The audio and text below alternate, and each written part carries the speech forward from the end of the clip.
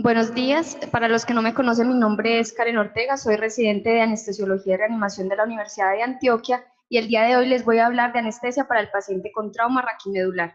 Mi asesor fue el doctor Mario Zamudio, a quien le agradezco toda su ayuda en el enfoque y en el planteamiento del tema.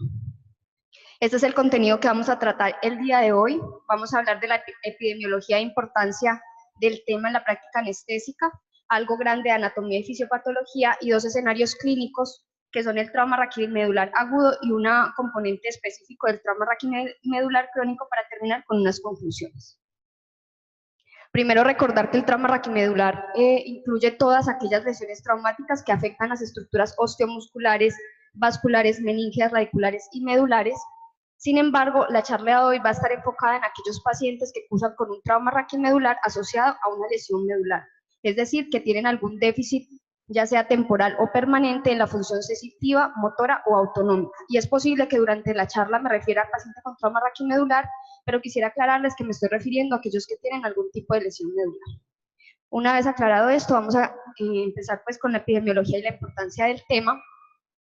Recordar que el trauma raquimedular es un evento catastrófico, repentino e inesperado que no solamente va a afectar al paciente, sino también a su familia, a la red social y a la sociedad en general, porque las consecuencias a corto, mediano y largo plazo van a generar un gran impacto desde el punto de vista físico, emocional y desde la parte económica para estos pacientes y para la sociedad. Lastimosamente, la epidemiología y los datos que tenemos vienen de los países de altos ingresos, donde en los últimos años se ha reportado que la incidencia ha disminuido, esto gracias a todas las estrategias que están implementando para disminuir el trauma por el alto costo que esto implica. Sin embargo, en otros países, en los de medianos y bajos ingresos, como es el de Colombia, se dice que la incidencia ha aumentado en los últimos años relacionado con los cambios en el estilo de vida. Se dice que alrededor de 280.000 personas viven con algún tipo de lesión medular y ocurren más o menos 12.000 personas sufren pues trauma raquimedular cada año. En cuanto a la distribución por edad, existen dos picos. El primer pico y el más importante se dan en los pacientes entre los 20 y los 40 años y el segundo pico entre los mayores de 65 años. En este primer grupo, las principales causas que se han reportado son los accidentes de tránsito, las caídas, los deportes de alto impacto y la violencia, y en el grupo de los mayores de 65 años principalmente está asociado a caídas y pues asociado a los procesos degenerativos de la columna vertebral. En cuanto al sitio donde más frecuentemente se da el trauma raquimedular, varios artículos y autores están de acuerdo que son los sitios que presentan más movilidad en la columna vertebral. Estos son la columna cervical, que da cuenta de más o menos del 75% de los traumas raquimedulares, seguido de la unión toracolumbar, que puede llegar a ser del 36%. Hay que recordar que obviamente el nivel del trauma raquimedular va a determinar la gravedad de los síntomas de estos pacientes y que generalmente pueden estar acompañados de lesiones asociadas. Se dice que hasta el 50% de los pacientes con trauma raquimedular cursan con trauma craneoencefálico y hasta el 30% pueden tener algún tipo de politraumatismo. Y el 20% pueden tener lesiones múltiples en la columna vertebral. En cuanto a la afectación, pues como es de esperarse, afecta principalmente a los hombres con una relación de 8:2. Me pareció importante traer acá este mapa epidemiológico del trauma raquimedular que se publicó en el 2014 y que logró recopilar toda la información que había desde 1959 hasta el 2011 a nivel mundial. Se recogió información desde registros de bases de datos obligatorios en los países, sobre todo de altos ingresos, y de publicaciones a nivel mundial, que se encontró que la prevalencia pues es visible, depende de cada región, y se dice que es alrededor de 200 a 4.000 pacientes por millón de habitantes. ¿Qué me llamó la atención? Que en Colombia no habían datos reportados y la extrapolación pues de la incidencia es a partir de datos publicados por estudios de Brasil. Se dice que en Latinoamérica alrededor de 19 casos por millón ocurren pues de trauma raquimedular al año, y la principal etiología que me llamó la atención, probablemente esto porque son pues datos de Brasil, está relacionado con las caídas y con los accidentes de tránsito. También llama la atención la alta mortalidad reportada, que es alrededor del 21%, y solo se compara con la alta mortalidad que se reportó en África. Esto es, pues, digamos que preocupante desde el punto de vista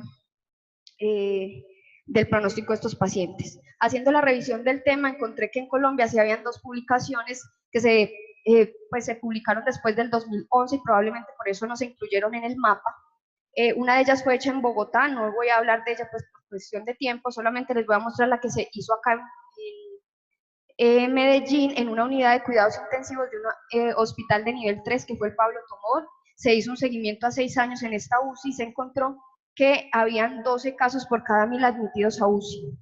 La edad promedio era de 28 años, eran muy jóvenes, y la principal lesión se daba a nivel cervical, como se ha reportado en otros estudios. Sin embargo, me preocupó al ver esto que la etiología, casi que el 60% estaba relacionada con la violencia. Y es preocupante desde el punto de vista social y desde el punto de vista del pronóstico de estos pacientes, porque las lesiones medulares secundarias a heridas por proyectil de arma de fuego o por arma cortopunzante tienen peor pronóstico. Y probablemente por eso encontraron una mortalidad tan alta hospitalaria que fue del 21%. Pero ¿por qué es importante hablar del tema el día de hoy? Primero, porque como ya vimos, no es infrecuente que haya pues esta patología en la ciudad. Y segundo, porque en los últimos años, pues con los avances médicos se ha ido estudiando y se ha encontrado que algunos pacientes que son candidatos a descompresión temprana quirúrgica van a mejorar el pronóstico neurológico. Y si estos pacientes van a ir a cirugía para mejorar su pronóstico neurológico, digamos que desde la parte anestésica debemos buscar este mismo objetivo. Adicional a eso, recordar también pues que estos pacientes, por todas sus complicaciones que vamos a ver más adelante, pueden ser sometidos a intervenciones quirúrgicas y por lo tanto vamos a estar expuestos a estos pacientes. En cuanto a la anatomía, algo grande, y igual que la fisiopatología, porque digamos que no es el objetivo de la charla, simplemente quería mostrarles acá cómo la distribución anatómica del sistema autonómico, que es el encargado de regular todas las funciones vegetativas del organismo, puede explicar algunos de los síntomas de estos pacientes. Entonces recordemos que el sistema autonómico se divide en dos, en simpático y parasimpático. El parasimpático, las neuronas preganglionares se encuentran ubicadas en el tallo espinal, en el tallo y en la médula espinal sacra, y en las neuronas del sistema nervioso simpático están principalmente ubicadas en la columna intermedio lateral de la sustancia gris entre T1, L2 y L3. Y voy a aprovechar acá para mostrarles cómo, dependiendo del nivel de la lesión, vamos a tener un mayor o un menor compromiso de este sistema autonómico. Entonces recordemos que lesiones por encima de C2, estos pacientes van a tener comprometido totalmente el sistema simpático, el sistema parasimpático sacro, y obviamente el 100% van a debutar con falla ventilatoria por el compromiso del nervio frénico y los músculos ventilatorios. Las lesiones entre C3 y C5 van a depender, pueden cursar con compromiso parcial o total de la función del nervio frénico y del músculo diafragmático, y en algunos reportes se describe que en las primeras 48 horas estos pacientes pueden tener falla ventilatoria. Lesiones por debajo de C5, entre C7 y C5, obviamente, aunque respeta el nervio frénico, se ha reportado que el 80% de estos pacientes solamente tienen una función diafragmática conservada, es decir, esto tiene que ver porque la ventilación también depende de otros músculos, como los músculos intercostales, los músculos abdominales y algunos músculos accesorios. Entonces, por eso estos pacientes también están en riesgo de un deterioro ventilatorio. Las lesiones entre T1 y T5 principalmente nos deben preocupar porque en esta región se encuentra el centro cardioacelerador simpático, y dependiendo del compromiso de estas fibras podemos tener mayor o menor compromiso del mismo. Las lesiones por debajo de T6 básicamente nos van a preocupar porque van a afectar la función simpática, que tiene que ver con la función gastrointestinal y genitourinaria. Y esta gráfica de acá es para recordarles que el sistema simpático tiene también una función vasopresora, y dependiendo del nivel de la lesión vamos a tener mayor o menor compromiso de la vasculatura periférica, que va a carecer de esta función. En cuanto a fisiología, solamente vamos a recordar tres conceptos grandes. El primero de ellos es el flujo sanguíneo medular, que se describe que es alrededor de 60 mililitros por cada 100 gramos de tejido por minuto. Este está diferenciado, va principalmente a la sustancia gris, 3/4 partes del flujo sanguíneo medular, y también depende de los segmentos. Se dice que es mayor en el segmento cervical y lumbar, y esto parece ser que depende de la actividad metabólica local y la actividad eléctrica. El segundo concepto que se extrapola de la presión de perfusión cerebral es la presión de perfusión medular, que se define como esa diferencia entre la presión arterial media y la presión intraespinal, que es alrededor de 70 y 80 milímetros de mercurio. Igual todavía se sigue haciendo estudios principalmente en animales para determinar cuál es exactamente esa presión de perfusión medular, sobre todo en los pacientes que tienen trauma raquimedular.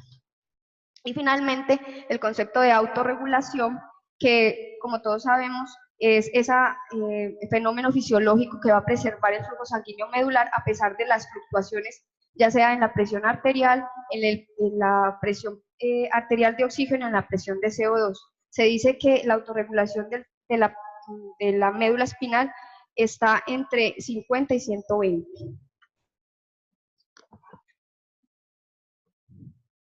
En cuanto a la fisiopatología, se da por dos mecanismos, una lesión medular primaria y una lesión medular secundaria. Se dice que se divide pues en fases, una fase inmediata, una fase aguda, subaguda, intermedia y crónica.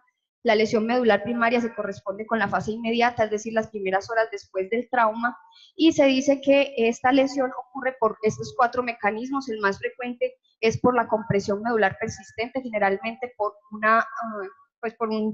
una compresión ósea directa del canal medular, y ocurre por el trauma directo de esta región de la médula.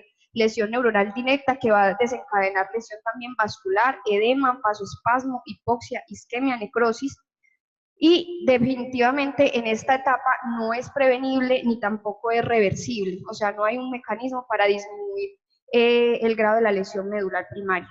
Sin embargo, el grado de la lesión medular secundaria, que se corresponde a la fase subaguda y aguda, es decir, los primeros 2 días y las primeras 2 semanas, y que digamos que es la consecuencia de la lesión medular primaria, está dado por los diversos mecanismos. Y en esta fase sí realmente las intervenciones que hagamos pueden empeorar o mejorar ese daño local, y este va a ser nuestro objetivo y el objetivo del neurocirujano cuando va a hacer una descompresión quirúrgica, es decir, disminuir la progresión de la lesión secundaria. Entonces, hasta aquí, ¿qué puntos claves tenemos? Recordar que el trauma raquimedular tiene un comportamiento bimodal, que como vimos en Medellín tiene la edad, al igual que en el mundo, afecta principalmente a personas jóvenes, que la etiología de Medellín fue un alto porcentaje de violencia y probablemente en Colombia sea igual, que dependiendo pues del nivel de la región, que generalmente la región cervical, vamos a tener un peor pronóstico. Además, las lesiones medulares completas y las que son secundarias, heridas por proyectil de arma de fuego o por arma cortopunzante, tienen peor pronóstico también, al igual que si se asocian a otras patologías o a otros traumas, y que dependiendo del nivel de la lesión, vamos a identificar el riesgo del compromiso, ya sea ventilatorio, del compromiso del centro cardioacelerador y de la función vasopresora simpática. Y que nuestro objetivo principal va a ser disminuir la progresión de esa lesión secundaria. Una vez hablado de esto, vamos a continuar con los escenarios clínicos. Vamos a hablar primero del trauma raquimedular agudo, recordar los efectos sistémicos que están asociados a que son los más frecuentes y los más graves son las complicaciones cardiovasculares y las complicaciones respiratorias. Dentro de las complicaciones cardiovasculares, tenemos que estos pacientes pueden cursar con inestabilidad hemodinámica. Ya vimos que estos pacientes tienen una vasodilatación periférica, pueden tener compromiso del sistema cardioacelerador y por lo tanto disminución del gasto cardíaco. También es frecuente que cursen con trastornos del ritmo. Los más frecuentes son la bradicardia y las bradiarritmias. Muchos pacientes pueden requerir incluso marcapasos de forma temprana, y una de las complicaciones que a veces es olvidada pero que es frecuente es la trombosis venosa profunda, asociada no solamente a la estasis venosa, sino también a la alteración que estos pacientes tienen en la fibrinolisis y en la alteración de la función plaquetaria. Adicionalmente, el shock neurogénico, que dentro de un momentico vamos a hablar pues para aclarar como unos conceptos. Y ya desde la parte respiratoria, estos pacientes pueden cursar con insuficiencia ventilatoria, disminución de los volúmenes y las capacidades pulmonares, pueden cursar también con una tos inefectiva que va a llevar a acumulación de secreciones, microatelectasias y atelectasias lobales, llevando pues a hipoxemia, hipercapnia y finalmente falla ventilatoria. Además, algunos pacientes, dependiendo del nivel de la lesión, pueden cursar con hiperreactividad bronquial porque van a tener un aumento en el tono colinérgico en ausencia de la contrarregulación pues, simpática. Otros efectos sistémicos están relacionados con las alteraciones del tracto gastrointestinal, entre ellos el retrasamiento del vaciamiento gástrico y la atonía gástrica, hilo paralítico, retención urinaria y trastornos, sobre todo electrolíticos. El más frecuente es la hiponatremia asociada a la alteración de la función simpática o la regulación simpática sobre el eje renina-angiotensina-aldosterona, que va a generar pues esta alteración. Y obviamente también pueden tener alterada el control de la temperatura. Estos pacientes suelen cursar con hipotermia central y con extremidades calientes.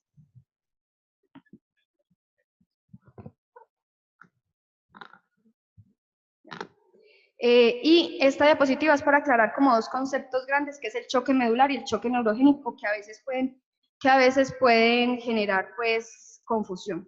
El choque medular se refiere básicamente a esa lesión secundaria a la lesión neuronal y se genera por, digamos, como ese impacto en la neurona y la hiperpolarización de la misma.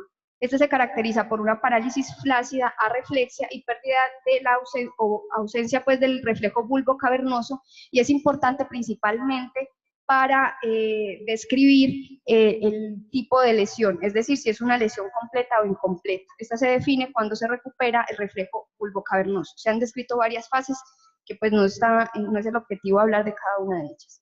Y el choque neurogénico, que es más frecuentemente pues, al que nos vamos a enfrentar, ya son los cambios fisiológicos secundarios a esa simpaticolisis al cual pues, se va a enfrentar un paciente con lesión medular.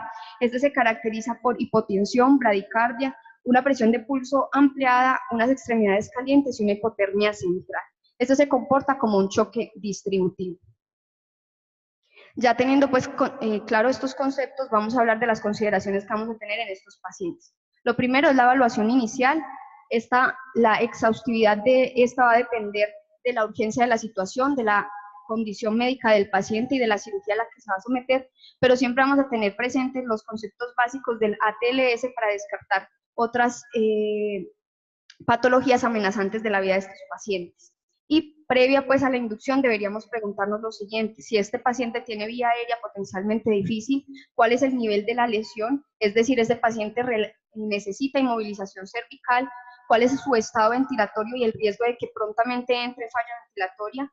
¿Cuál es el riesgo de que este paciente tenga inestabilidad hemodinámica durante la inducción o durante el mantenimiento en la cirugía? Secundario, ya sea un shock neurogénico o un shock hipovolémico, porque no, pues digamos que estos pacientes, como son traumatizados, pueden tener igual otras patologías y pueden tener shock hipovolémico. Debemos diferenciar estos dos tipos de choque y el riesgo que tienen de presentar hipotermia y coagulopatía asociada al trauma versus su estado protrombótico asociado pues al trauma raquimedular. En el manejo de la vía aérea, básicamente vamos a hablar simplemente de los pacientes que tienen trauma cervical, ya que este es el reto médico, porque como todos sabemos, se dice que un manejo inapropiado de un paciente con trauma cervical puede empeorar o desarrollar una lesión medular. Sin embargo, durante la revisión del tema encontré que hay discrepancia en esto. Incluso en el 2009 se publicó esta revisión sistemática donde se concluía que el impacto de la inmovilización sobre la mortalidad, la lesión neurológica y la estabilidad espinal era incierto. Sin embargo, las actuales guías, tanto de la Sociedad Americana de Neurocirujanos como el ATLS, siguen recomendando la inmovilización cervical en todo paciente en el que se sospeche una lesión cervical. Por lo tanto, creo que debemos pues, seguir teniendo en cuenta esta recomendación y adherirnos a ella.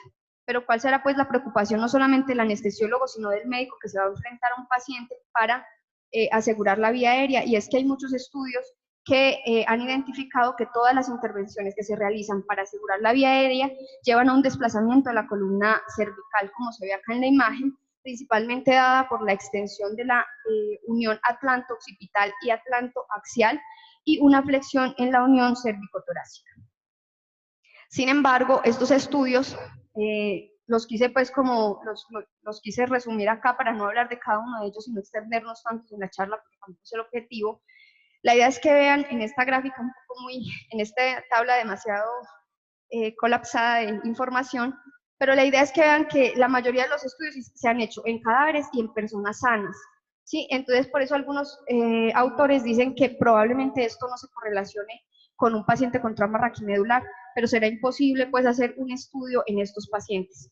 Entonces, lo que han identificado, que las principales maniobras que desplazan la columna cervical son la ventilación con máscara facial y la maniobra de frente mentón. Definitivamente estas son las que más generan desplazamiento, seguida de la intubación orotraqueal con laringoscopia directa y la intubación nasotraqueal a ciegas. No se ha identificado ninguna diferencia en utilizar un tipo de valva durante la laringoscopia directa, es decir, cualquier valva nos va a generar el mismo desplazamiento, y lo que sí se ha identificado definitivamente es que la fibroscopia es el procedimiento que menor desplazamiento cervical va a tener.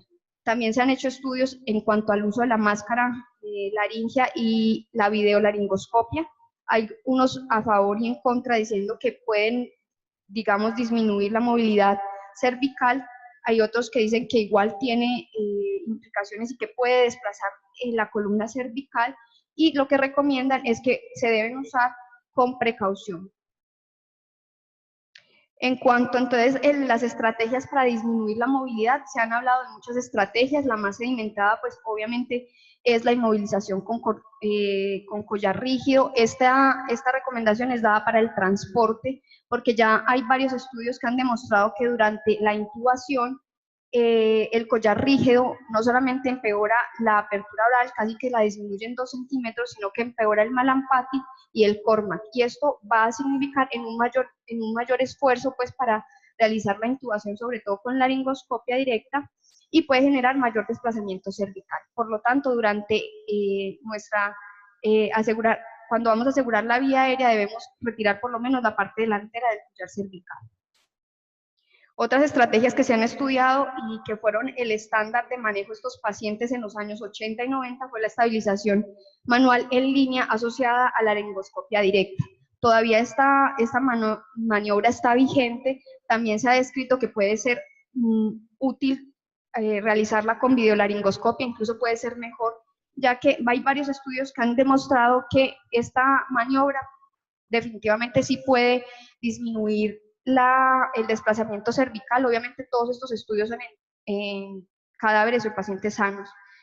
Hay otros estudios que dicen que realmente no ha mostrado diferencia en cuanto al desplazamiento, realizarla o no, y hay otros estudios en los cuales definitivamente han dicho que empeora el desplazamiento cervical, esto debido a que empeora, como ya dije, la visualización glótica y puede generar mayor desplazamiento. Entonces, ¿qué tenemos en la literatura? La literatura nos dice, pues estas dos referencias que tengo acá abajo de la diapositiva están de acuerdo con lo siguiente, que la literatura disponible no respalda todavía la eficacia de la maniobra de la estabilización manual en línea para limitar el movimiento espinal, y que solamente se la recomienda siempre y cuando no altere la visualización de la glotis y nos impida pues o nos aumente el número de los intentos durante la intubación. Entonces, ¿qué tenemos? Este fue como un algoritmo que tratamos de resumir del libro de la SCARE que se publicó en el 2017 y que habla del trauma raquimedular. Está disponible gratis pues para el que lo quiera revisar en la página de la Sociedad Colombiana de Anestesiología. Entonces vamos a dividir esto como en dos escenarios. Un paciente que tenga una condición que amenaza su vida o que amenaza la vía aérea.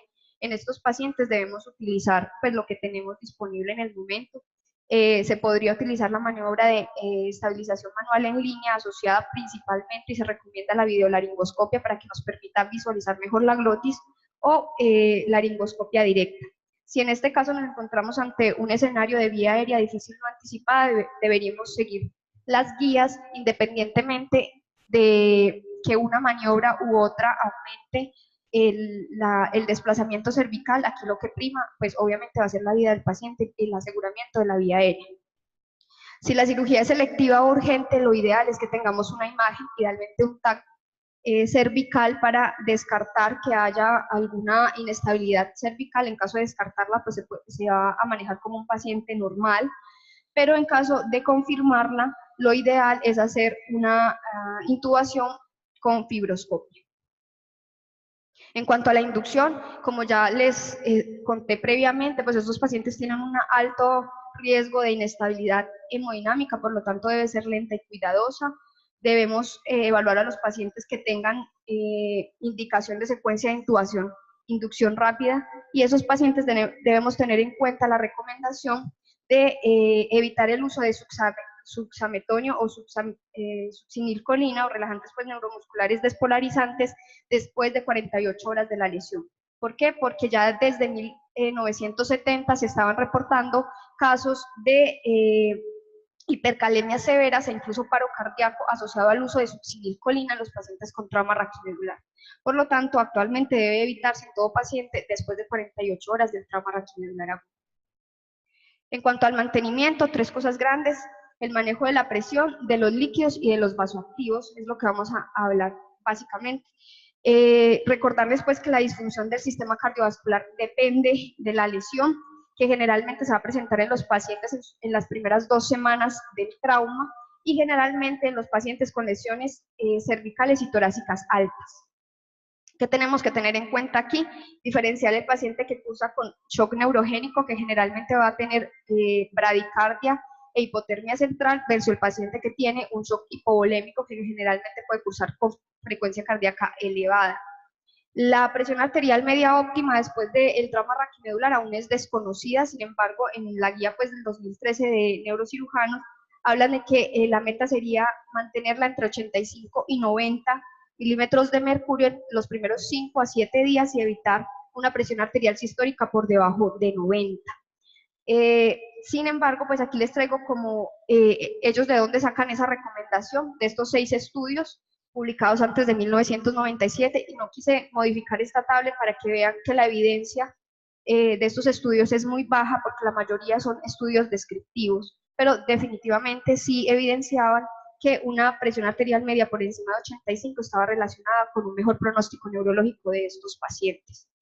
Después del 97 se empezaron, y después de que se lanzó pues como esta recomendación, muchos estudios se han publicado intentando determinar si la presión arterial influye en el resultado neurológico de los pacientes con lesión medular aguda. Encontré este que me llamó la atención, es un estudio descriptivo igual que los otros, se hizo durante 6 años en una UCI de Estados Unidos, pero lo que llamaba la atención de este estudio es que ellos monitoreaban a los pacientes con línea arterial y catéter venoso central, y un software medía minuto a minuto la presión arterial de estos pacientes. Ellos que intentaban demostrar que si realmente esa meta se cumplía en la UCI, es decir, una presión arterial media mayor de 85, y si esto se correlacionaba con una recuperación neurológica a los 30 días, que encontraron que a los 7 días el 30% de los pacientes estaban por debajo de la meta planteada, pero sí encontraron que definitivamente la presión arterial media, entre fuera más alta, tenía más correlación con una mayor recuperación neurológica de estos pacientes, principalmente en los primeros 2 a 3 días. Sin embargo, encontraron que habían beneficios neurológicos a partir de valores más bajos, entre 70 y 75.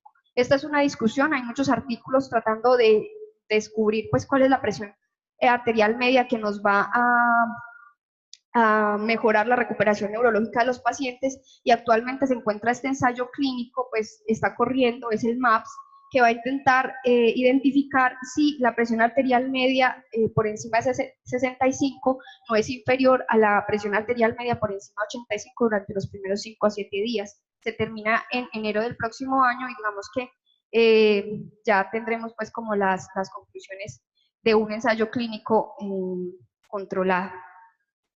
En cuanto al mantenimiento, recordar que la reanimación de estos pacientes debe hacerse con cristaloides isotónicos, debe evitarse obviamente toda solución hipotónica por el riesgo de mayor edema medular, evitar obviamente la sobrecarga de volumen, idealmente dirigir la terapia de líquidos por objetivos, y recordar que los pacientes con shock neurogénico no se van a beneficiar de altos volúmenes de líquidos, máximo 1 a 2 es la recomendación, e iniciar tempranamente los inotrópicos y los vasopresores. Que se recomienda que las lesiones por encima de T6 se utilicen fármacos con acción alfa 1 y beta 1, porque ya dijimos que corren el riesgo de alterar la función cardioaceleradora. Se recomienda norepinefrina, dopamina o epinefrina, y las lesiones por debajo de T6 sí podríamos utilizar un vasoconstrictor puro alfa 1, pues como la fenilefrina. Y en casos donde la hipotensión es resistente, se podría utilizar la vasopresina. En cuanto a las lesiones cervicales, tenemos que tener presente que a pesar de este manejo, estos pacientes también pueden cursar con bradicardias persistentes y se pueden beneficiar de agentes anticolinérgicos e incluso marcapasos transvenosos. En cuanto a los agentes neuroprotectores, se han estudiado muchos, tanto neuroprotectores como neuroregenerativos. El más estudiado y el que fue muy controvertido en los años 90 fueron los esteroides, porque se creía que definitivamente esta era la salvación para estos pacientes y que el uso de esteroides iba a mejorar la recuperación neurológica de ellos. Esto se dio por estos 3 estudios que son los nazis, publicados desde el 85, en el 92 y en el 97. Estos estudios, el primero no demostró diferencias pues en la recuperación neurológica, pero los últimos 2 sí lo demostraron. Pero a partir del siglo XX se empezó a documentar que este uso alto de esteroides estaba relacionado con mayores complicaciones, entre ellas las infecciones y la mortalidad. Fueron muchos los estudios, incluso hubo una publicación, una revisión sistemática en el 2012 de Cochrane, donde definitivamente ellos estaban a favor, concluían que los esteroides definitivamente sí mejoraban el pronóstico neurológico de los pacientes. Sin embargo, un año después, la guía de la Sociedad Americana de Neurocirujanos, que también hizo su revisión por aparte, ellos dicen que no recomiendan la metilprednisolona para el tratamiento del trauma raquimedular agudo. ¿Y por qué? Porque encontraron que el estudio que más estaba a favor de eso eran los nazis. Ellos encontraron muchas inconsistencias en estos estudios y muchos sesgos de selección. Por lo tanto, comparado con el riesgo y con los estudios que se habían publicado en cuanto a las complicaciones asociadas del uso alto pues de esteroides en estos pacientes, definitivamente no están recomendados. Y por eso en el 2015 Cochrane publica esta corrección a su revisión sistemática, donde también están de acuerdo en que esos estudios nazis pues no tenían una buena calidad epidemiológica y por lo tanto no había evidencia para recomendar el uso de esteroides en estos pacientes. Se han seguido estudiando muchos fármacos, unos pues todavía no están avalados, están en estudios, en general no han mostrado todavía utilidad en la recuperación neurológica de los pacientes, igualmente en los fármacos neuroregenerativos que van a ayudar a la neuroregeneración. Estos no han demostrado, pues no hay evidencia científica que los avale, y este último antínogo todavía está en las primeras etapas de investigación. Es decir, que todavía no tenemos el fármaco que nos ayude a mejorar esa recuperación neurológica y solamente tenemos pues algunas intervenciones. ¿Qué puntos claves hasta aquí? Obviamente cuando aseguremos la vía aérea, limitemos su movimiento, tratemos de hacer una inducción anestésica suave para evitar la depresión cardiorrespiratoria de estos pacientes, cardiovascular, perdón, evite los relajantes neuromusculares despolarizantes después de 48 horas, considere el alto riesgo de broncoaspiración que puede cursar estos pacientes asociado a la atonía gástrica y considere que en estos pacientes se debe realizar una secuencia de inducción rápida.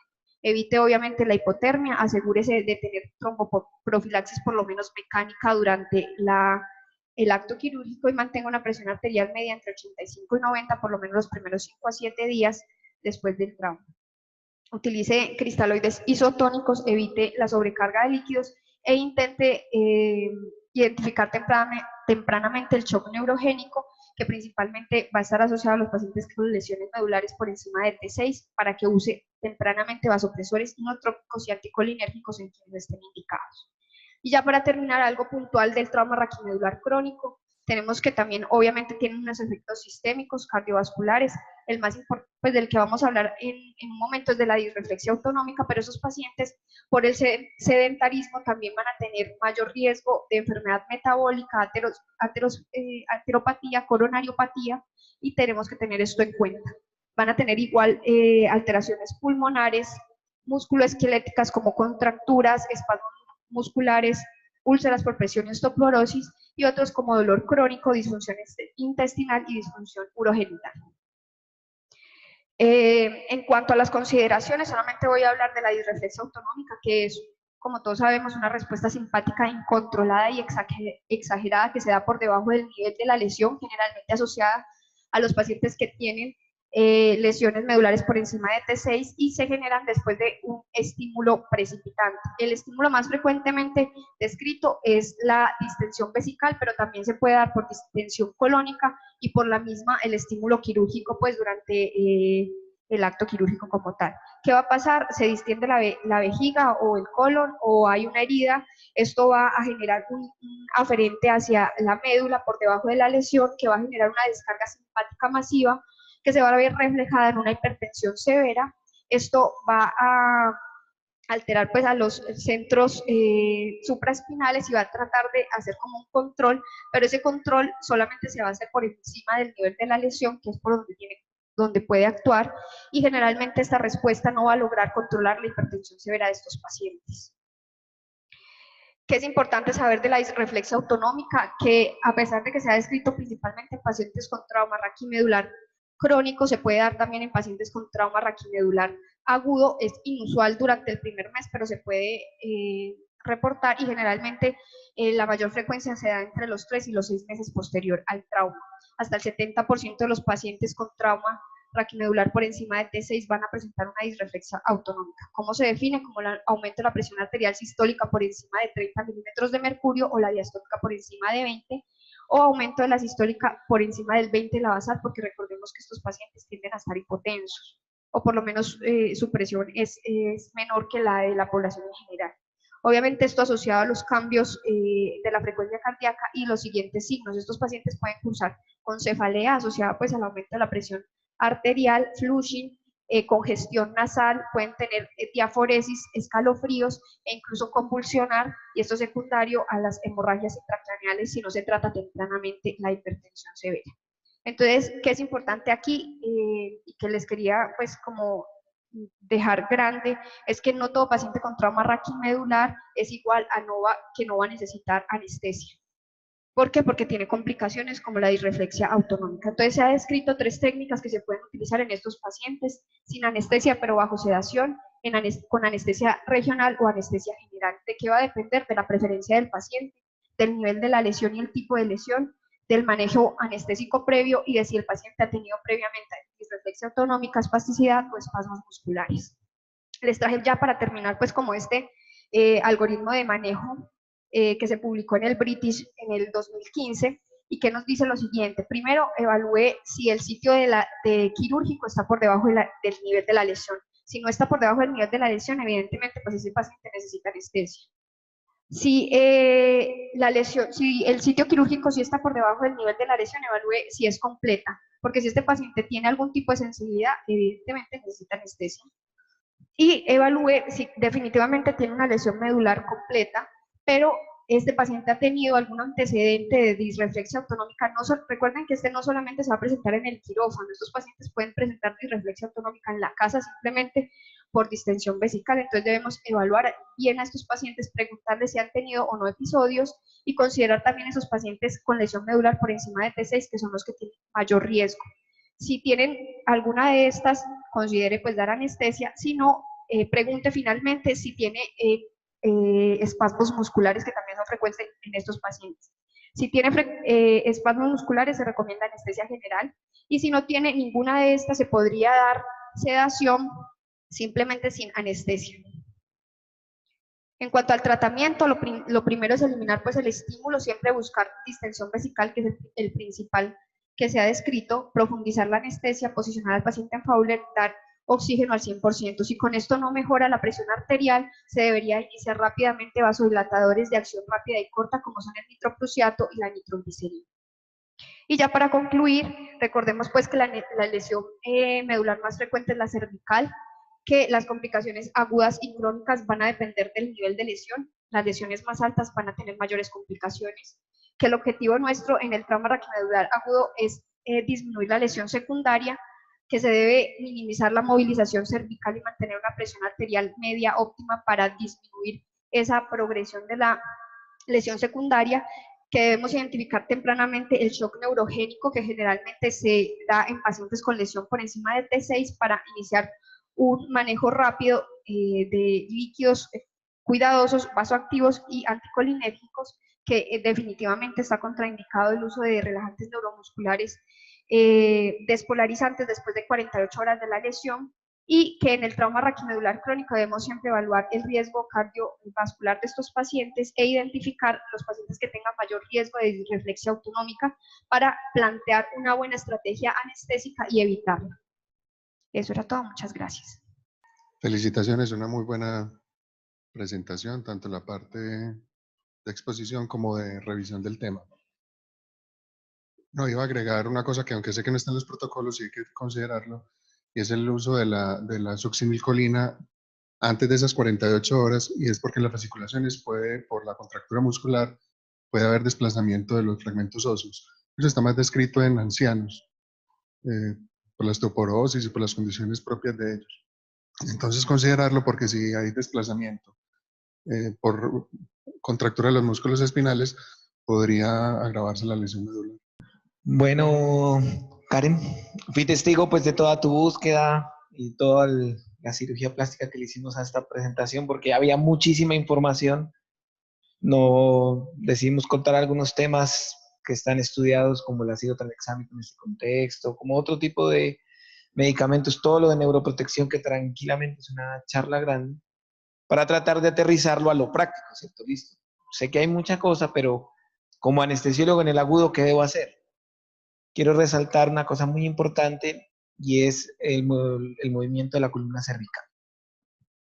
Es controversial si el movimiento de la columna cervical empeora o no los desenlaces secundarios, pero sí existen antecedentes desde el punto de vista de close claims, de demandas, de lecturas cerradas de este tipo de casos, en el cual el daño neurológico secundario se justifica en ocasiones por el manejo de vía aérea que hizo ya sea el médico en urgencias o el anestesiólogo en el quirófano. Puede que eso no sea, como mostraste, puede que sí, puede que no, no sabemos. Sabemos que las maniobras sí mueven la columna cervical, en especial la ventilación con máscara facial, la maniobra frente-mentón y la laringoscopia directa. Sabemos que eso sí lo mueve. Creemos que en modelos cadavéricos moverlos más de 3, 4 grados sí alteran los desenlaces. Todavía no sabemos si eso pasa en el paciente real, pero hay antecedentes de discusiones penales y de demandas y de adherencia a guías, como está todavía en las guías recomendado, con lo cual creo que justifica hoy 2018 hacer ese manejo cuidadoso, porque puede que sí, puede que no, pero sí tiene plausibilidad biológica de que sí hagamos daño con las maniobras que hagamos. Ese no es el mayor daño. Posiblemente la hipotensión, la hipoxemia, la hipoglicemia hagan más daño que los 2 grados que muevas con la ventilación. Sin embargo, es una de las estrategias para cuidar. Para sentar por debajo de ese 4, la videolaringoscopia es una muy buena idea. Es rápida, mejora la visión, la puede hacer con estabilización cervical. Hay muchos ensayos que muestran que son superiores a la laringodirecta. Si no tengo ninguna, pues claro, la laringodirecta sigue siendo una opción con estabilización cervical. Por encima de ese 4, en especial para aquellas cirugías que son electivas o aquellas condiciones donde el paciente me colabora, sigue siendo la fibroscopia superior a la videolaringoscopia y a la laringodirecta. Obviamente esta fibroscopia debe ser bien titulada con los medicamentos de sedación para evitar la tos, porque los estudios se hicieron en pacientes que no tosen, ¿cierto? En cadáveres. Se puede hacer. Tiene una ventajota gigante y es la evaluación neurológica después de la intubación. Hoy, tanto este como en el best practice que estaba referenciado en una de las diapositivas, indican que para ese contexto, por encima de ese 4, y en especial las de base cervical, base de cráneo, sigue siendo la fibroscopia superior. Bueno, eso conviene. Con respecto a temas así importantes, las lesiones por encima de T6 a veces son olvidadas y es más, muchas veces están por encima del sitio de la lesión. Entonces, no olvidar la disreflexia autonómica que hemos tenido casos en el medio. Uno piensa que es otra cosa, ¿por qué se pondría hipotensión? ¿Por qué hizo flushing? Y en realidad es eso, era que hizo una disreflexia autonómica porque de pronto decidimos no utilizar técnicas regionales o anestesia general en un paciente que tenía, por ejemplo, espasmos musculares. Yo creo que ese es un aporte muy importante porque este tipo de pacientes tienden a tener procedimientos a lo largo de la vida por escaras, por lavados, por lesiones neurológicas, vesicales, etc. Esos son los temas que quiero resaltar de tu charla que me gustaron. Creo que aportan. Y no me voy a ir sin felicitarte. Me pareció muy buena tu forma de resumirla, de poner la charla, de hacer la exposición. Nos faltan 2 o 3 cositas de muletillas que todavía hay por ahí, pero creo que eso es lo de menos. Pues te felicito y muchas gracias pues por este aporte que nos trajiste.